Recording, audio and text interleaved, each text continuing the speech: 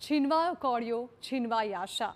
પાછલા કેટલાક વર્ષોથી ખેતી જાણે કે સટ્ટો બની ગઈ હોય તેવો ઘાટ સર્જાયો છે.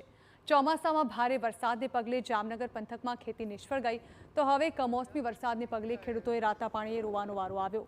જામનગર જિલ્લામાં મગફળી અને કપાસનું સૌથી વધુ વાવેતર થતું હોય છે. જોકે ચાલુ વર્ષે માવઠાને પગલે ખેડૂતો મગફળી અને કપાસથી હાથ ધોવાનો વારો આવ્યો છે. હવે કુદરતના મારને તો કોઈ પહોંચી નથી શકતું. આજ 3 દિવસથી આ વરસાદના ઓછા વધતામાં આવે છે. 3-3.5 ઇંચ જેવો વરસાદ થઈ ગયો. એટલે આવું જોઈએ ને તો આખા જિલ્લામાં આવી નુકસાની છે. મારા ગામમાં જોઈએ તો કપાસ, મગફળી, તુવેર, એરંડામાં ખૂબ નુકસાન છે. હવે ચરો તો સાવ પલળી જ ગયો છે.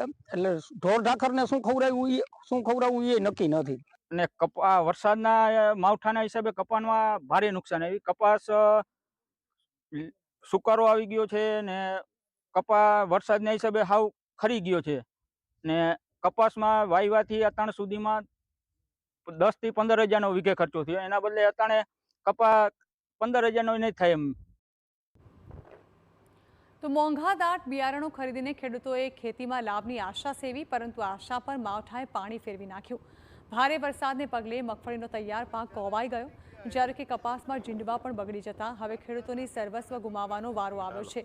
ખેડૂતોનો દાવો છે કે વીઘે 50,000નો ખર્ચ થાય છે, જેના બદલામાં સરકાર સર્વે કરાવીને પ્રતિ વીઘે 50 થી 60 હજારની સહાય ચૂકવે તો ખેડૂતોને ખર્ચ નીકળી શકે તેમ છે.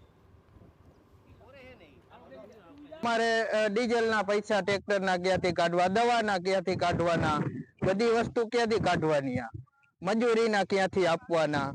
એટલે 50 થી 60 હજાર રૂપિયા જો સહાય થઈ શકે, કમસે કમ 1-1 લાખ લગીનું નુકસાન છે એક ખેડૂને. પણ અમારી માંગ છે કે 50-60 હજારની સહાય થઈ શકે અથવા તો ધિરાણ માફ થઈ શકે તો ખેડૂને વધુમાં વધુ સારું, અને સરકાર આના તરફથી આગળ જલ્દી પગલાં લે એવી અમારી વિનંતી.